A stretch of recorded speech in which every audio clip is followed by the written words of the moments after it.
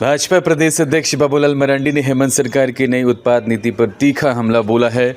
उन्होंने कहा कि सरकार को एक व्यक्ति एक दुकान का सिद्धांत लागू करना चाहिए ताकि पारदर्शिता बनी रहे और भ्रष्टाचार पर रोक लग सके। मरांडी ने कहा कि सरकार को यह सुनिश्चित करना चाहिए कि जिस व्यक्ति को दुकान चलानी है लाइसेंस भी उसी के नाम पर जारी हो।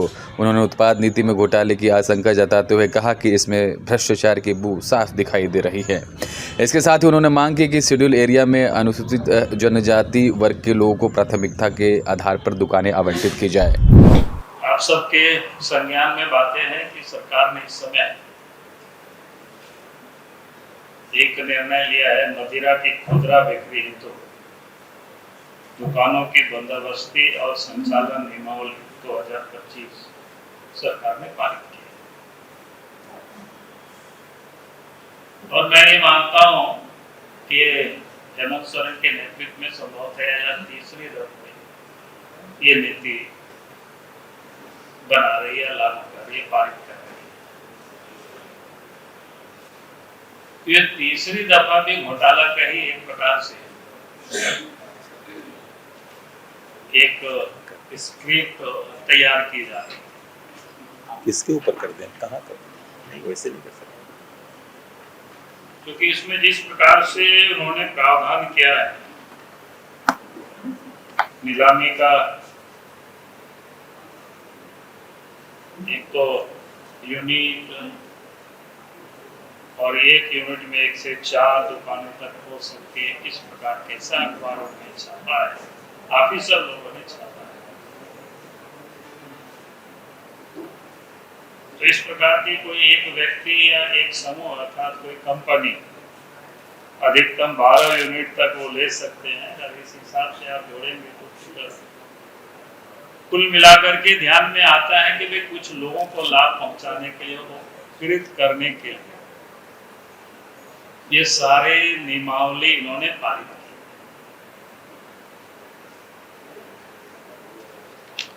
आप सबकी जानकारी के लिए हमने जानकारी में आप सबको जानकारी है, सिर्फ मैं स्मरण दिलाना चाहता। 1/9/2024 को भी हमने राज्य सरकार को एक पत्र लिखा और 1/2/2024 को जो पत्र हमने लिखा, पूरा कंटेंट में नहीं पढ़ता हूं मैं, थोड़ा नीचे की जो जिस ओर मैंने उनका ध्यान को केंद्रित किया था, वे झारखंड की सामाजिक संरचना में हजारों गरीब, दलित, आदिवासी महिलाएं जो सड़क के किनारे हड़िया दारू बेचकर अपने परिवार का पालन पोषण करती है। आप भी उसी समाज से आते हैं, इसलिए आप भी आदिवासी महिलाओं की स्थिति से अवगत होंगे।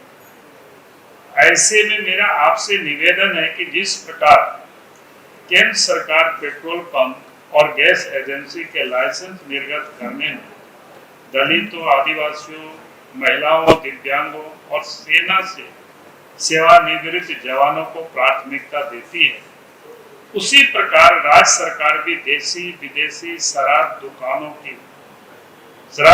का लाइसेंस जारी करने में गरीब आदिवासी महिलाओं एवं सेना से सेवानिवृत्त जवानों को प्राथमिकता प्रदान करे।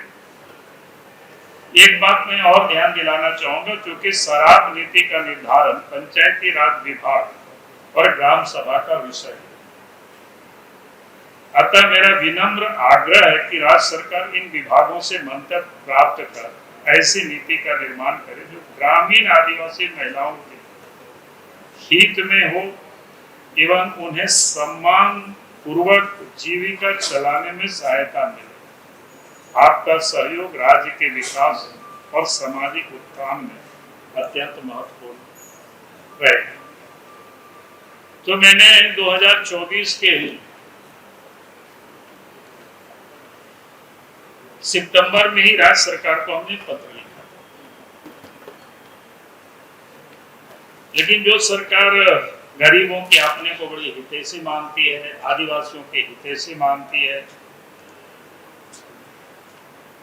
लेकिन कहना कुछ और है और करती कुछ और है सरकार। इसलिए मैं फिर से सरकार से मांग करता हूं, भाई सरकार रोजगार देने की ये दिखावा नहीं करे, बल्कि रोजगार देने के लिए काम भी सरकार करे,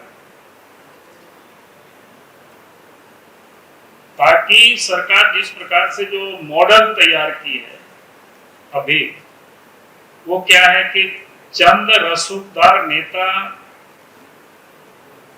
नेताओं के करीबी व्यापारी लाभ उठा पाएंगे।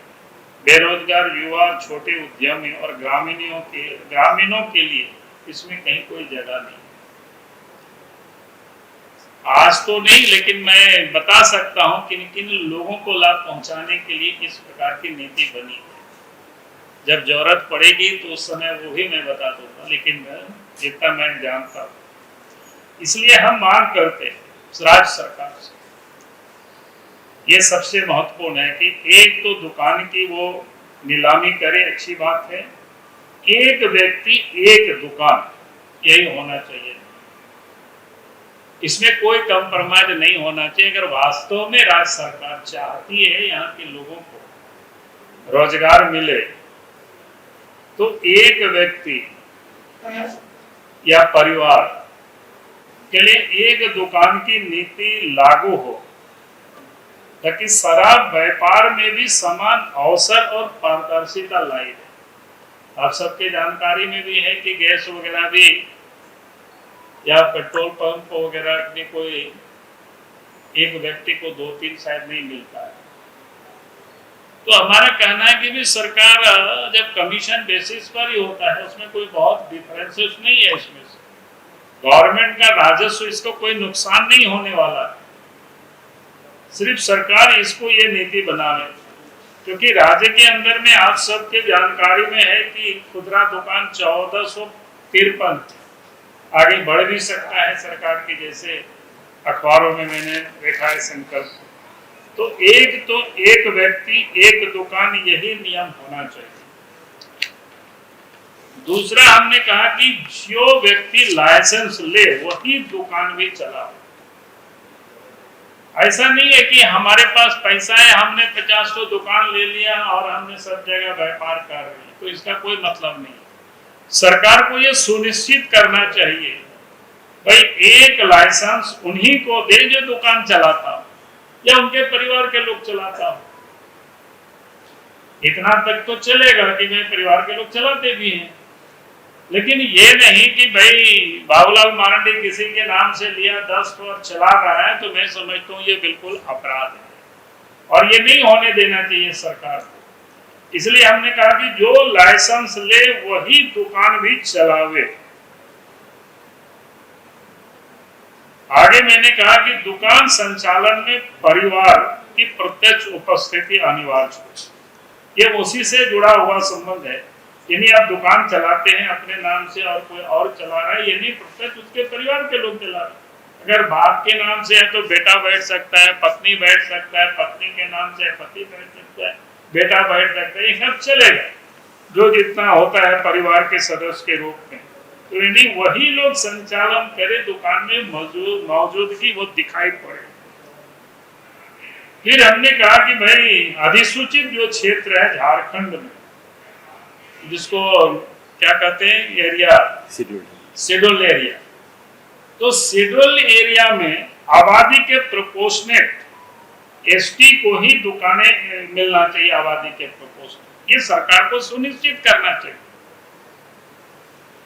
और उसके बाद ग्रामीण क्षेत्रों में जो महिलाएं दारू हड़िया सब सड़कों पर बेचती है, महिलाओं को उसमें प्राथमिकता मिलनी चाहिए। तो ये पूरे विषय है, ताकि इस का उद्देश्य राजस्व के साथ साथ रोजगार भी होना चाहिए, ताकि कहीं कोई घोटाला नहीं हो सके, इसकी सरकार को देखना चाहिए। और सरकार अगर ये नहीं करेगी तो निश्चित रूप से झारखंड में इस मुद्दों को लेकर के जनता की आंदोलन का उनको सामना करनी पड़ेगी सरकार को, क्योंकि ये मामला कोई छोटी मोटी नहीं है, मामला बड़ी मामला है। और इसलिए मैंने पहले भी सरकार को पत्र लिखा था और आज मैं आप सबके माध्यम से सरकार के संज्ञान में ये सारे बातों को हमें लाना था, इसलिए मुझे लगा कि आज विषय इतना ही है हमारे ओर से। बहुत बहुत धन्यवाद। खबर का मतलब बवाल न्यूज, हमारे चैनल को सब्सक्राइब जरूर करें।